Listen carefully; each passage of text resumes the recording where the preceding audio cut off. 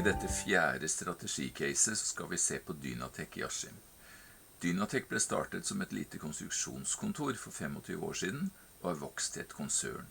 De leverer produksjonsløsninger for hele verdikjeden i næringsmiddelbransjen.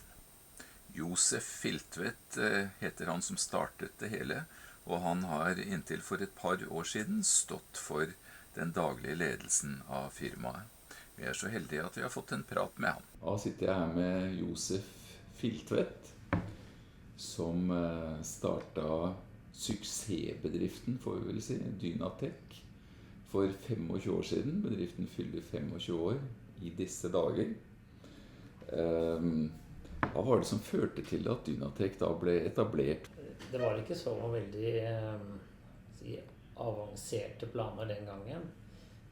Det som gjorde at vi startet var egentlig usikkerhet i den bedriften vi var, og at vi var rett og slett redd for å miste jobben.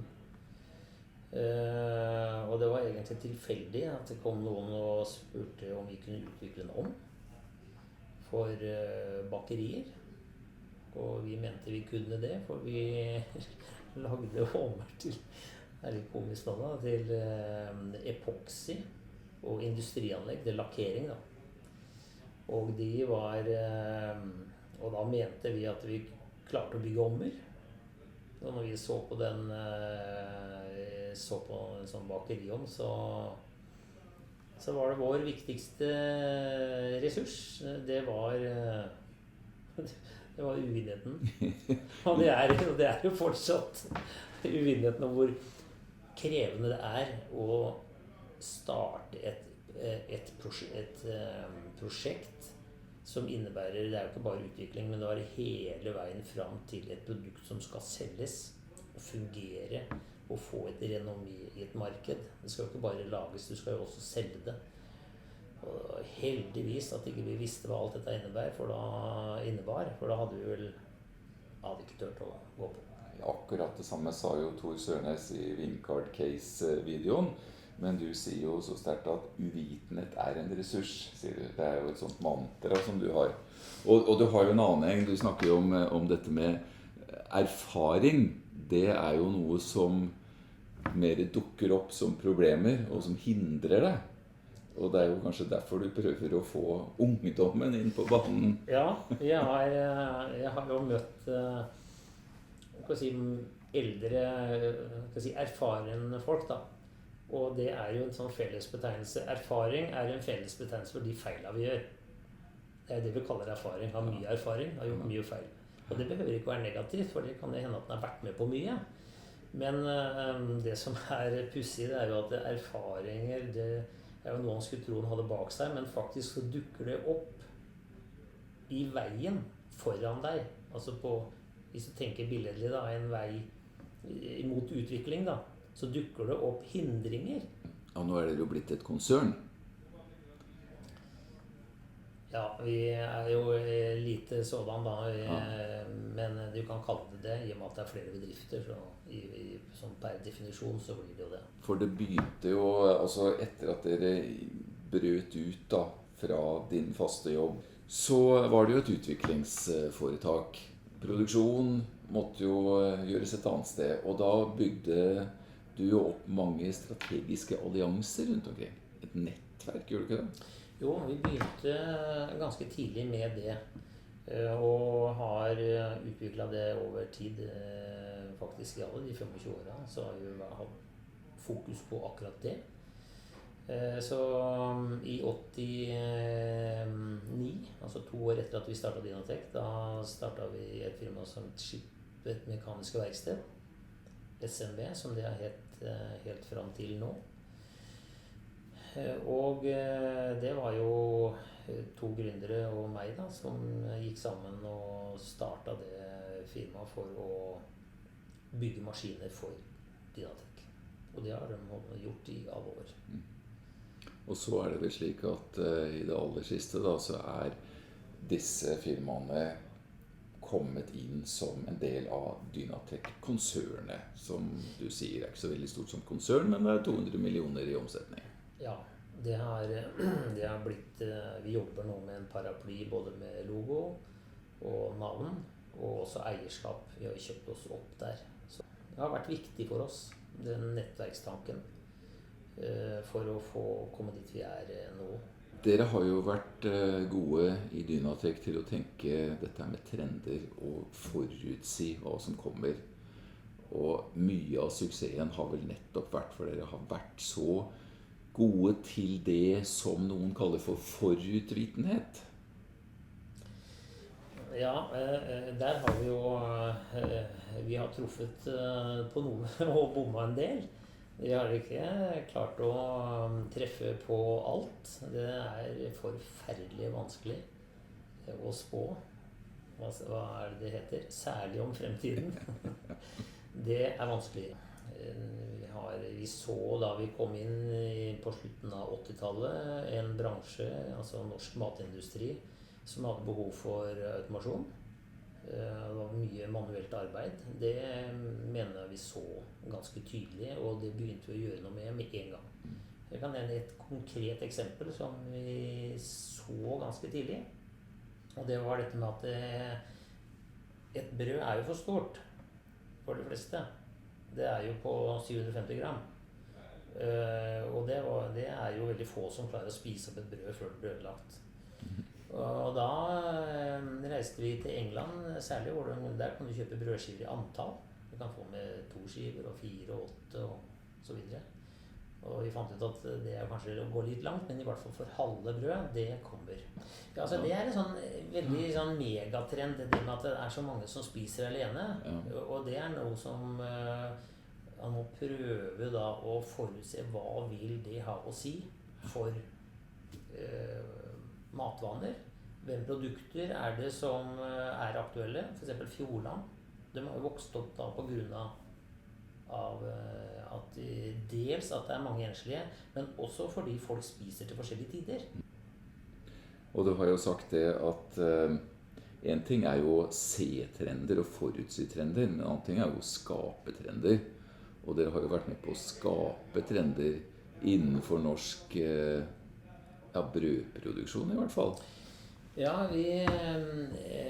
vi så dette med kostnader, altså arbeidskostnader da, som er vesentlig. Hvis du ser på regnskapene til en bakeribedrift for eksempel, så er det en ganske høy lønnsandel.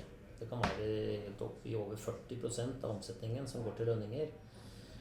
Og da så vi en mulighet for å dels automatisere og dels flytte nattetimer over på rimeligere dagtimer. Brød i dagligvarebutikkene er jo ikke lenger hva det var. Både du og jeg husker jo for en del år siden så var brød bare lokkevare. Det kostet faktisk 1,95 kroner, og ingen tjente penger på det. Nå den tiden er slutt. Og er det ikke riktig å si at Dynatec har vært en aktiv aktør?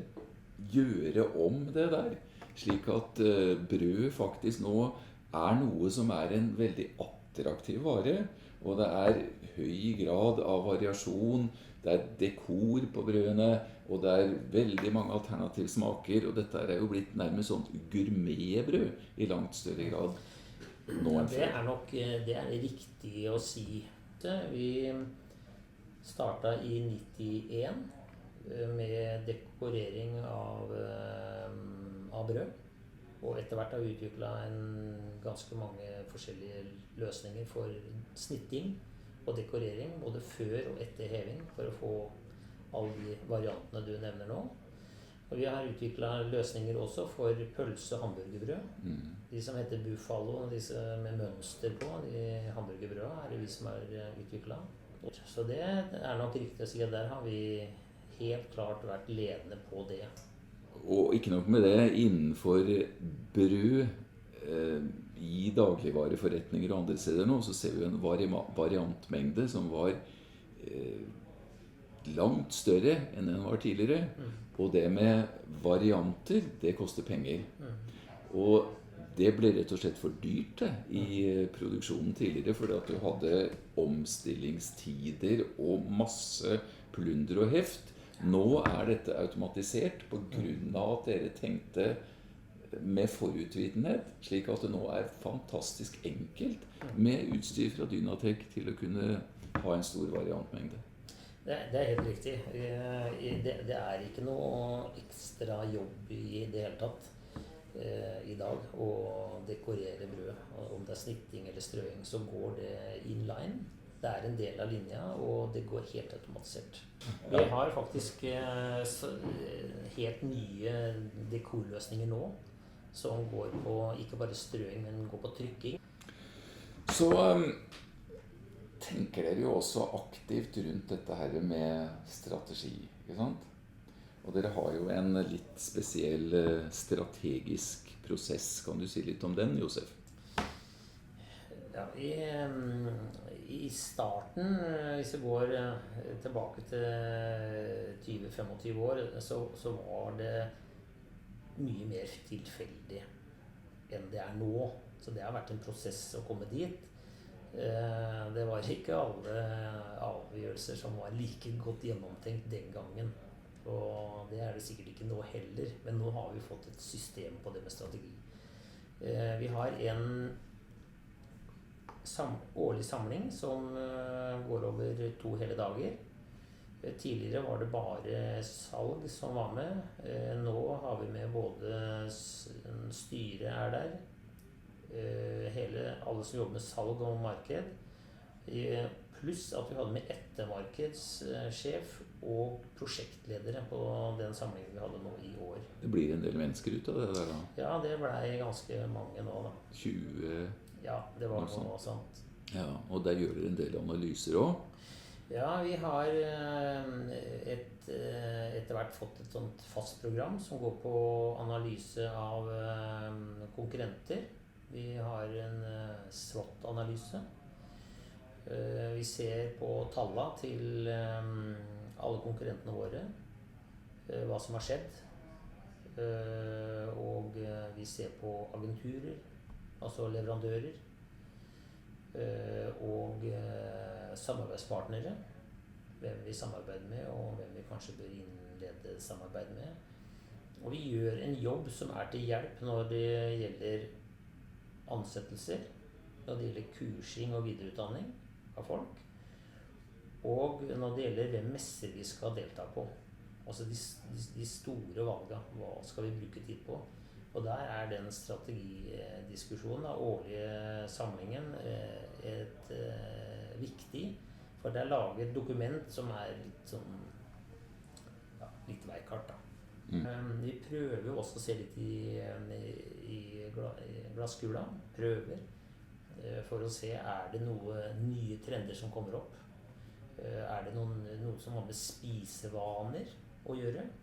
Og så forstår jeg det også slik at i denne årlige strategisamlingen så spør du hva vi lever av, hvem vi lever av, og hvorfor gjør vi det bra, og hvor gjør vi det bra, og hvor gjør vi det dårlig, og så videre, og hvorfor. Ja, det har vi en sånn gjennomgang på, og den da basert på tall. Og da det jo en veldig enkel tankegang da. Vi prøver å gjøre litt mer av det som går bra, og så prøver vi å tone litt ned det som viser seg å gå mindre bra. Samtidig så har vi blitt litt mer strukturerte på det å ikke smøre oss tynt utover, så det visse ting vi velger bort. Og vi prøver å samle oss innenfor visse områder hvor vi skal være dyktige. Så dere tar altså ganske mange strategiske beslutninger og veivalg, hvor dere sier at nå velger vi å gå den veien, og så forlater vi den veien der.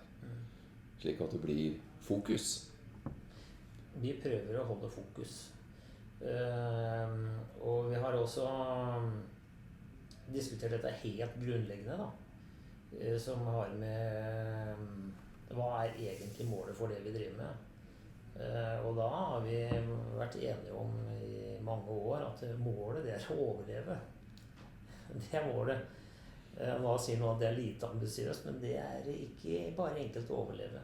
Så det å overleve, altså være dynamisk i forhold til alt det vi ikke rår over rundt oss, det er viktig for oss. Og det å være tilpasningsdyktig og respondere på forhold som vi ikke styrer, det er tema på de samlingene. Og så er det vel også slik at akkurat nå så merker dere oljeboomen, som faktisk gjør at dere får mer å gjøre også her i Østfold, på grunn av det som skjer på Vestlandet. Ja, vi har jo den produksjonsbedriften SMV som har kjøpt opp en annen bedrift og blitt litt større. Der har vi en boom nå på grunn av oljebransjen. Men samtidig så er det jo slik at oljebransjen for oss er et problem, fordi de støvsuger markedet for folk. Det er vanskelig for folk, og lønningene stiger veldig. Så kampen om dyktige folk har hardnet ganske mye siste året. Ja, du sier jo at uvitenhet er en ressurs, men på den annen side så vet jeg at du er veldig opptatt av kunnskap og vitenskap. Og på mange måter så er du jo en praktiker, men samtidig så er du vel også en teoretiker, og har veldig mye sans for det teoretiske. Ja, min store interesse er vel egentlig matematikk og fysikk. Selv om jeg ikke har kommet så veldig langt når det gjelder formell kompetanse. Da. Jeg har lest litt likevel da, på de fagene der.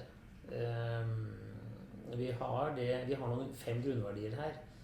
Og en av de verdiene er trivsel og personlig utvikling. Og det betyr at vi har veldig fokus på det med kunnskap. Og det har lykkes å få folk som har begynt som lærlinger, få de gjennom til ingeniørutdanning, altså vi begynner her som lærling for å bli industrimekaniker eller automatiker, og det endte opp med ingeniørutdanning. Nå tror jeg vi skal få 1 til masternivå. Ja, nå sitter jo ikke du da som daglig leder lenger. Nei, ikke her. Nei. Det er jo litt fordi hva skal jeg si, det var en stor bit av daglig lederjobben som jeg ikke gjorde. Aha. Altså jeg hadde den tittelen, men det er jo jeg er interessert i teknikk og utvikling og veldig mye annet. Ja.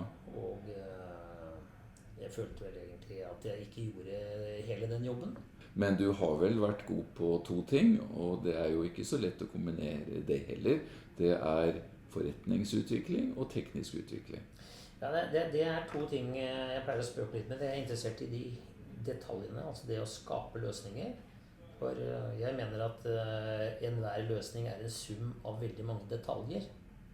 Og hvis ikke du er interessert i detaljer, så mener jeg at da er du egentlig ikke interessert i noe som helst. For det er en sum av veldig små detaljer, så hvor alt må på plass for å få det til å fungere. Og så er jeg interessert i de helt store byene, som går på sånne ting som forretningsutvikling, trender, hva skjer i landet vårt. Altså hva slags utdanning velger unge mennesker. Sånne ting er viktig. Og så har du 22 patenter. Jeg står som å finne på de, ja. Det er jo ikke mange som har 22 patenter her i Norge. Det er mange som har flere også, men det er kanskje den største passion, da, egentlig. Det er å skape nye ting, og gjerne da fundamentalt nye ting. Det er veldig interessert i det. Og det er basert på en veldig enkel tanke, og det er at de beste ideene kommer vi aldri til å få se. For de vil alltid ligge utenfor den sirkelen som vi har klart å skape nå. Men det er vel riktig å si at Dynatec har gjort sitt til å prøve å pushe litt i deler av periferien av den sirkelen, da. Ja, i bitte lite område så har vi pushet bitte lite grann. Kanskje vi har lagd en bitte liten bulk på et litt område. Jeg vet ikke, men vi har vi prøver hvert år å ta 1 eller 2 prosjekter som ligger utenfor vår yttergrense. Og det er helt bevisst. Det er for at vi skal presse oss til å ta et skritt til. For når det ligger utenfor vår yttergrense, så det krever det noe type kunnskap som vi ikke har. Og da må vi lære noe. Og det vil si at vi klarer ikke å løse det med det vi har oversikt over nå. Så vi enten har hjelp, eller vi må lære noe nytt. Og jeg vet jo at dere er i gang med et sånt prosjekt som det der, som dere kommer til å bruke litt penger på og ta litt risiko. Du behøver ikke si noe om hva det er, for det kan jo være ganske hemmelig. Men altså, dere er jo i ferd med å prøve å bryte litt grenser nå, Ja. og vet ikke om det lykkes eller ikke. Nei, det er helt riktig. Og vi har gjort noen tester som har hittil vært vellykket. Vi skal fortsette tester om ca. en måned. Men det er som du sier, det er å flytte grenser. Og det er en fundamentalt ny måte å løse en prosess på. Som vil være første store steg siden 1962.